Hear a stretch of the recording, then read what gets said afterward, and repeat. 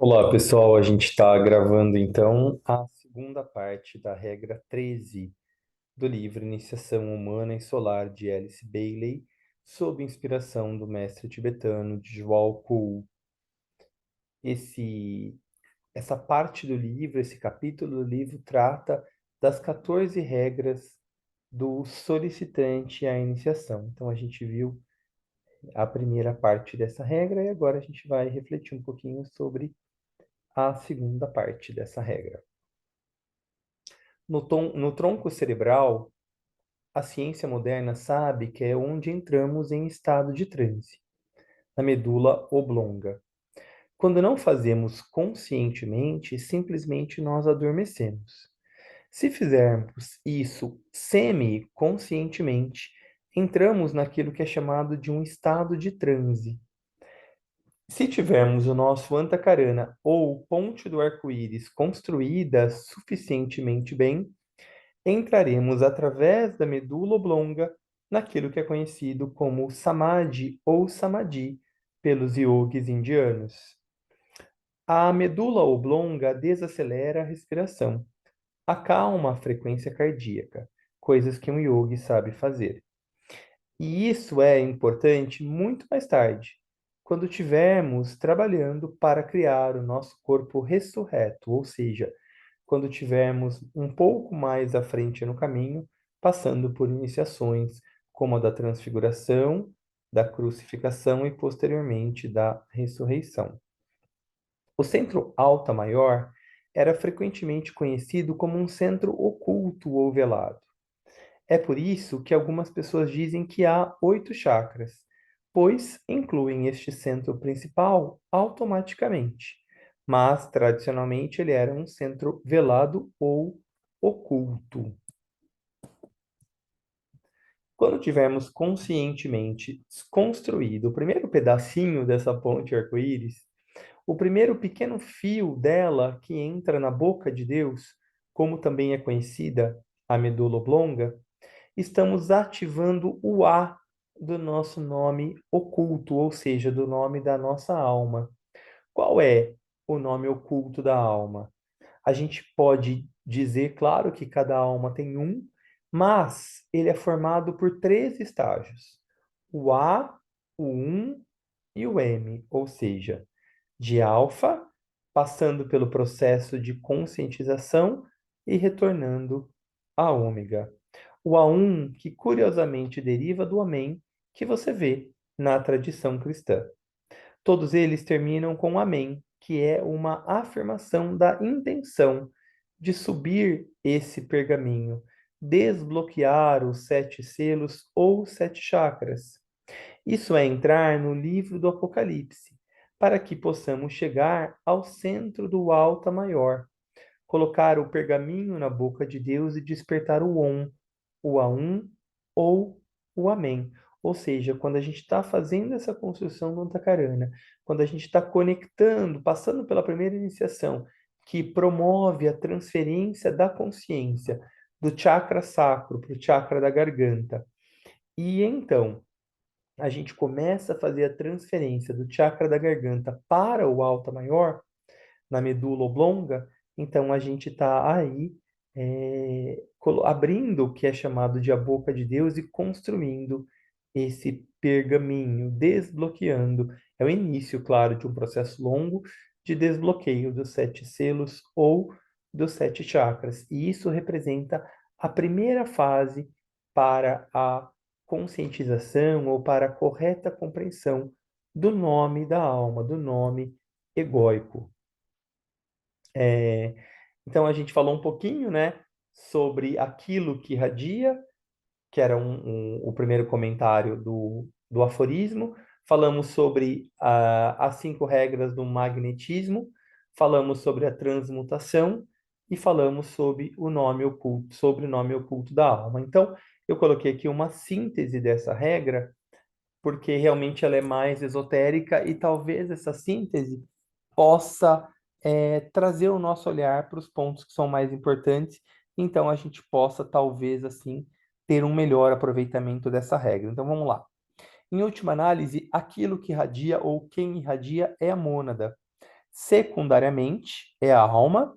E, finalmente, os discípulos dentro do ashram, que se tornam um centro de radiação benéfica, ou seja, um grupo discipular se torna também aquilo que irradia, não só para os indivíduos, mas também num campo de abrangência maior. Estamos a caminho de nos tornarmos almas em encarnação totalmente magnéticas, ou seja, cada vez mais atrativas. Ao entrarmos no reino, no quinto reino da natureza, o que ocorre através e após a primeira grande iniciação, isso se torna um fato consumado. Portanto, devemos aprender a sentir e expressar a radiação monádica, a radiação do ser puro, do espírito. Claro que a gente sabe que a mônada começa a exercer uma influência no ser a partir da terceira grande iniciação, aquela conhecida como transfiguração. Porém, é importante que, mesmo que estejamos em estágios menos desenvolvidos, que a gente saiba que quem irradia é a mônada, que a mônada principalmente tem como característica o primeiro raio, a vontade consciente, a vontade para o bem. Então, mesmo que a gente ainda não esteja eventualmente nessa etapa mais avançada do desenvolvimento da consciência, é possível sim a gente cultivar uma certa sensibilidade, uma certa responsividade à mônada. O brilho da alma de amor e luz também é necessário. E a vontade monádica refletida também está envolvida. Lembra que eu falava que a mônada trabalha especialmente com o primeiro raio. Também devemos nos unir como almas.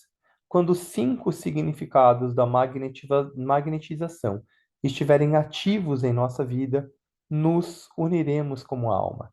Esse tipo de afiliação é mais provável após a segunda iniciação, aquela que é conhecida também como o batismo, como a purificação do veículo emocional, como uma abertura maior do chakra cardíaco, correlacionando-se com a segunda lei da alma que a gente viu, que é a lei do impulso magnético. Quanto à transmutação, ela diz respeito principalmente ao terceiro aspecto da divindade, o aspecto atividade inteligente, o aspecto forma, a melhoria da qualidade da matéria, para que o espírito possa eventualmente ser libertado dessa escravidão material. Então, de novo, né? Vemos que os três principais aspectos da divindade são tratados em sequência: radiação, através da mônada, né? Representando o primeiro aspecto, a magnetização ou a capacidade atrativa, representando o segundo aspecto do amor-sabedoria, e a transmutação ou aperfeiçoamento material, representando o terceiro. Então, lembra que a gente vê que quase todas as religiões falam que do uno se faz três? Tem a ver com isso, com esse primeiro momento radiante, ou seja, uma vontade intencionada, esse é o primeiro raio.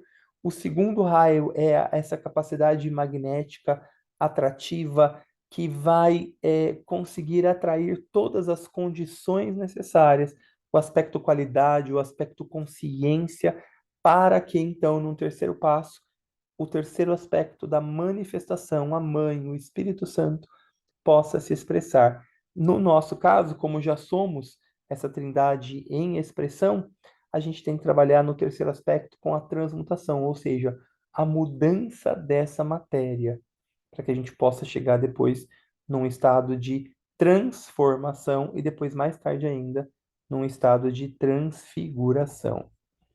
Finalmente, o nome oculto da alma revela a identidade egóica e, portanto, o verdadeiro lugar de cada um de nós no plano e no propósito divino do mestre. No caso, né, a gente fala aqui do mestre por quê? Porque a gente vai começando a partir de um desenvolvimento maior a trabalhar dentro do ashram de um dos grandes mestres. Mas claro, né, que se a gente ampliar esse olhar, é para a gente reconhecer qual que é o nosso verdadeiro lugar dentro do plano do propósito divinos, né? Dentro do logos planetário, ou seja, da consciência e da vida planetárias e ainda mais para frente do logos solar, que é essa grande consciência que a gente entende aqui fisicamente como sistema solar. Quando essas coisas puderem ser realizadas ou compreendidas, será lançada uma verdadeira base para o trabalho hierárquico. Vemos que se espera que nos expressemos, eventualmente, como mônadas e agora, no momento que estamos, como almas, através de um sistema ou de uma personalidade que está sendo transmutada à medida que é infundida pela alma. Devemos finalmente saber absolutamente quem somos, egoicamente. Aqui, ego não tem nada a ver com o ego freudiano, né? Tem a ver com alma. Provavelmente esse ainda não é o caso para a maioria de nós, mas estamos aí no nosso trabalho de se desenvolver. É importante a gente lembrar que o mestre tibetano passou esse livro Iniciação Humana e Solar para Alice Bailey em 1919, quando ela ainda fazia parte da direção da Sociedade Teosófica. E aí depois, no final da década de 40, no início, perdão, da década de 40, mas já no final do trabalho em parceria deles, o tibetano irradia, emite, inspira um novo trabalho para Alice Bailey, que se chama Raios e Iniciações, onde ele pega essas 14 regras que a gente está estudando e coloca sob o viés do grupo, né? Porque todo o movimento hierárquico é para que as iniciações deixem de ser individuais e passem a ser iniciações grupais, já em consonância com a era de Aquário. Então a gente vai mais para frente estudar, vamos dar um tempo para esse conhecimento se acomodar, para que a gente possa assimilá-lo, mas mais para frente a gente vai estudar essas mesmas 14 regras sob a ótica do grupo, a partir dos ensinamentos que estão contidos no livro Raios e Iniciações. Então, para discípulos iniciados, a regra diz: deixe o grupo se preparar para revelar o mistério oculto, ou seja, que o grupo possa se preparar para que o seu Dharma, para que o seu nome dentro do ashram seja soado, para que a sua nota-chave dentro do ashram seja soada em manifestação aqui na Terra. Para simplificar essa questão, estamos acostumados a viver no triângulo inferior, ou seja, na personalidade.